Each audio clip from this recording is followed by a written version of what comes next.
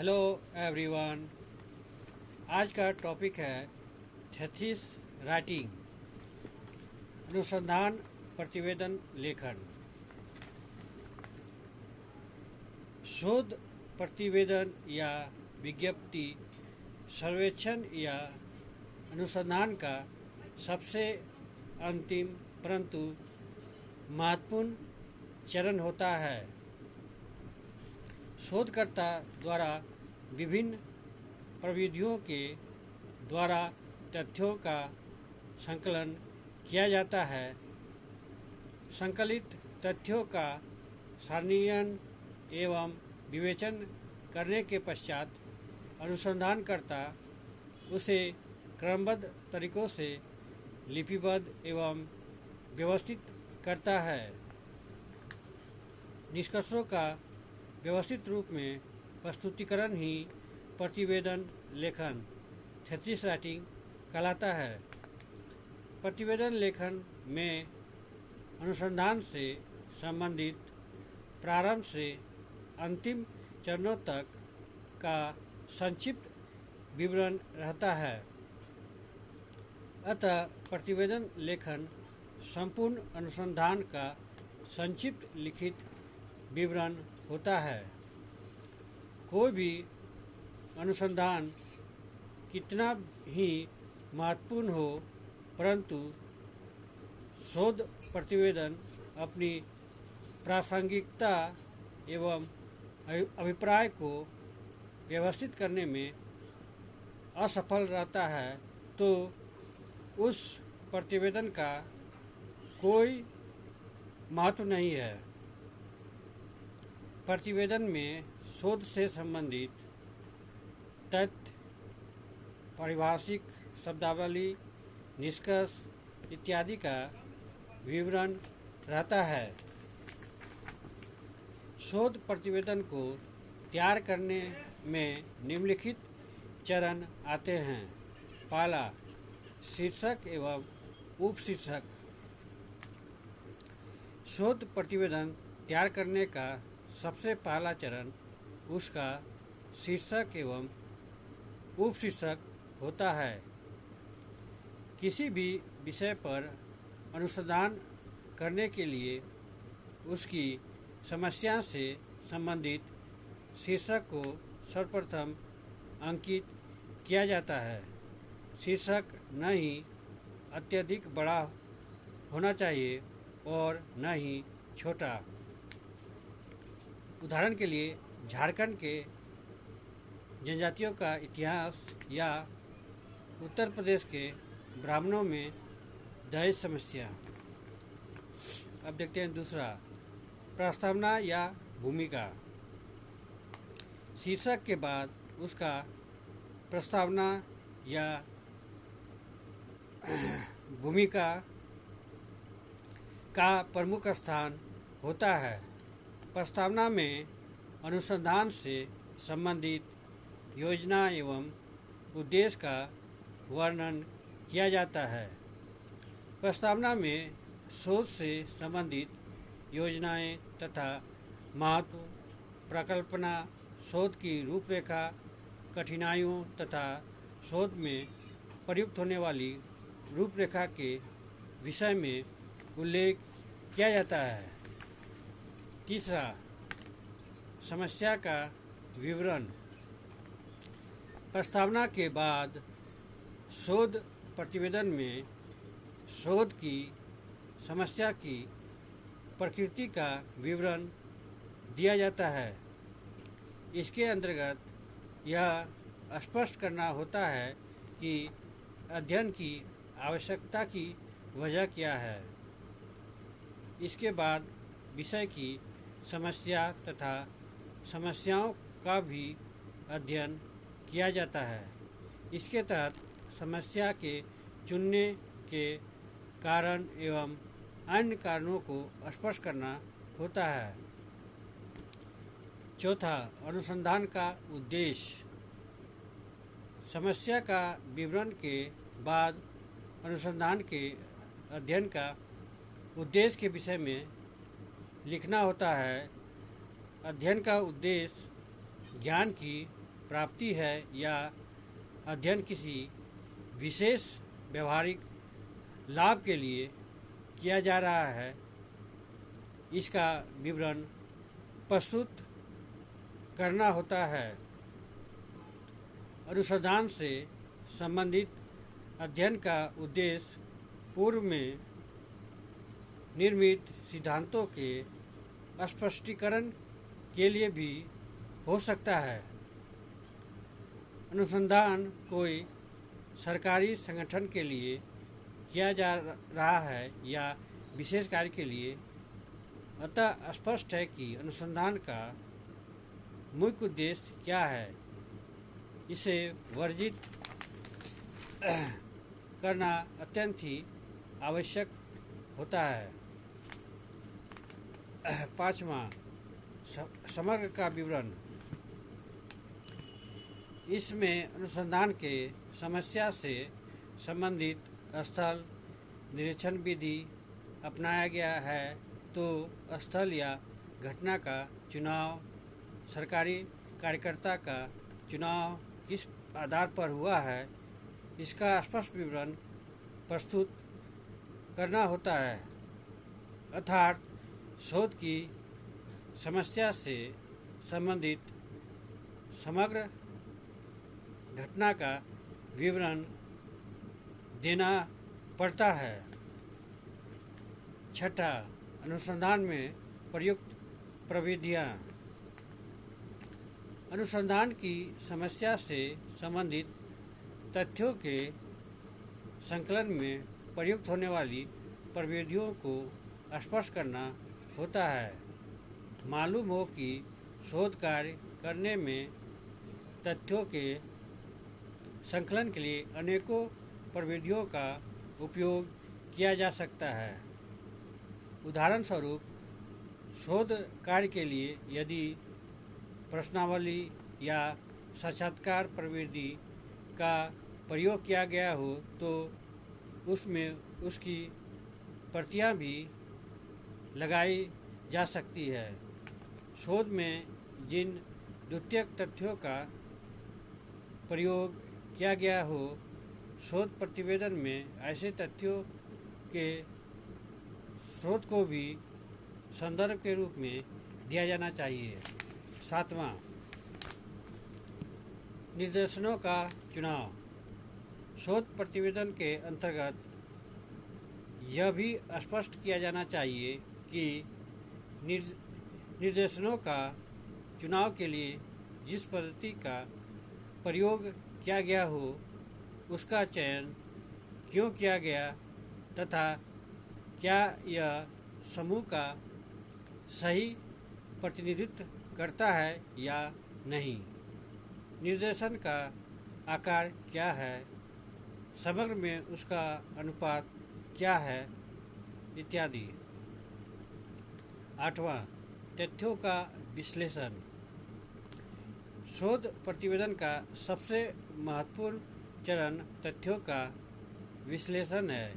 इसमें तथ्यों को व्यवस्थित ढंग से प्रस्तुत किया जाता है तथा तथ्यों को जिन वर्गों एवं सारणियों में प्रस्तुत किया जाता है, उस संकेतन प्रणाली का भी वर्णन किया जाता है।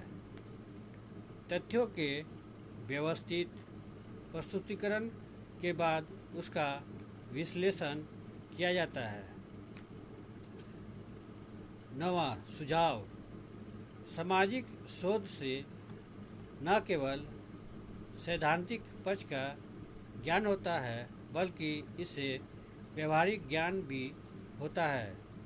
शोधकर्ता ऐसे भी सुझाव दे सकता है जिसके आधार पर विशेष समस्या का समाधान किया जा सकता है। हालांकि मानवशास्त्री समस्या का समाधान करने में विशेष रुचि नहीं रखते। 10वां, संलग्न सूचनाओं एवं फुटनोट। रिपोर्ट या प्रतिवेदन के अंत में तथ्यों की प्रामाणिकता को सिद्ध करने के लिए अथवा किसी विषय को विस्तारपूर्वक स्पष्ट करने हेतु प्रतिवेदन के साथ सूचनाएं भी संलग्न किया जाता है। ऐसे प्रलेखों को संबंधित विषय के विवेचन के साथ स्पष्ट किया जाता है। फुटनोट भी वही कार्य करता है जो संलग्न प्रपत्र करता है। यदि सूचना किसी पुस्तक अथवा लिखित प्रपत्र का उदाहरण है तो उसे फुटनोट में दिया जाता है।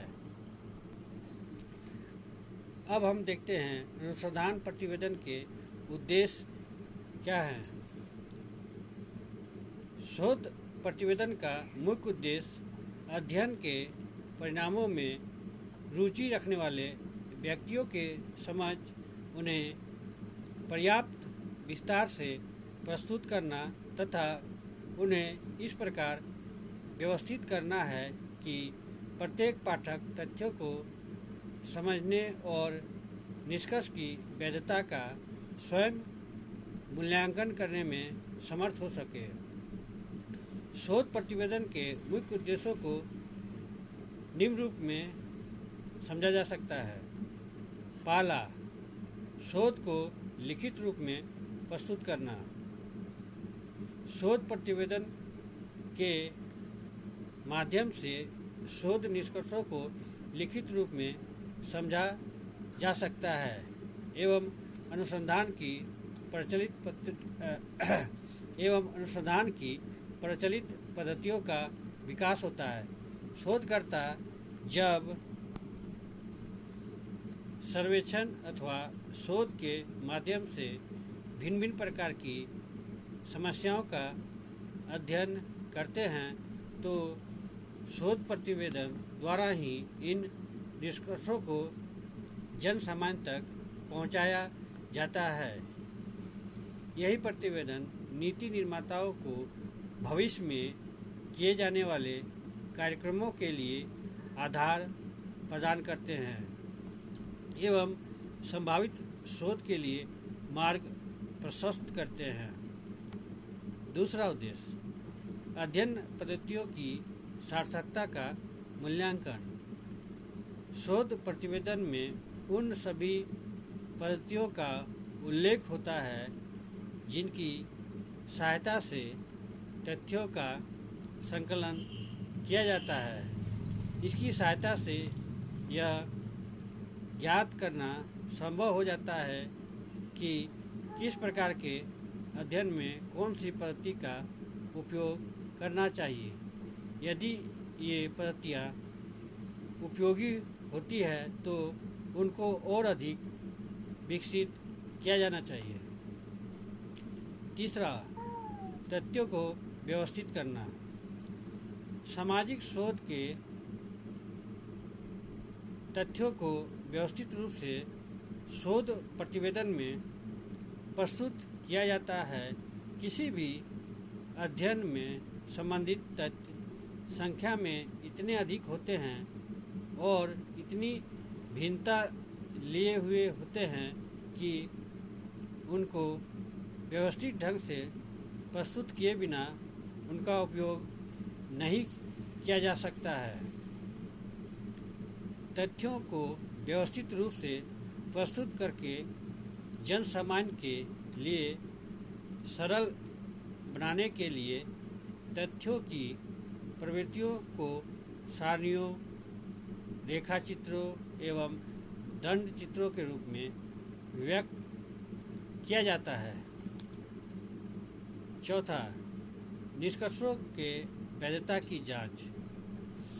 किसी अध्ययन से संबंधित तथ्यों को जब व्यवस्थित रूप से एक प्रतिवेदन के रूप में प्रस्तुत किया जाता है तभी तथ्यों में व्याप्त कार्यकरण के संबंध को स्पष्ट किया जा सकता है और यह भी ज्ञात किया जा सकता है कि संपूर्ण अध्ययन में विभिन्न तथ्यों के बीच परस्पर विरोध तो नहीं है अथवा क्रमबद्धता का अभाव तो नहीं है। शोधकर्ता द्वारा प्रस्तुत निष्कर्ष किस सीमा तक मौलिक हैं एवं उनमें कौन कौन सी त्रुटियां हैं, उनको रिपोर्ट तैयार करते समय जाना जा सकता है और पुनः परीक्षण के द्वारा प्रामाणिकता की जांच करके ठीक भी किया जा सकता है। अब हम देखते हैं एक आदर्श प्रतिवेदन की विशेषताएं। प्रतिवेदन के आरंभ में आकर्षक शीर्षक होना चाहिए जो न अधिक छोटा हो न अधिक बड़ा। प्रतिवेदन छपी अथवा टाइप हुई होनी चाहिए और उसके लिए प्रयुक्त कागज भी आकर्षक एवं उत्तम किस्म का होना चाहिए।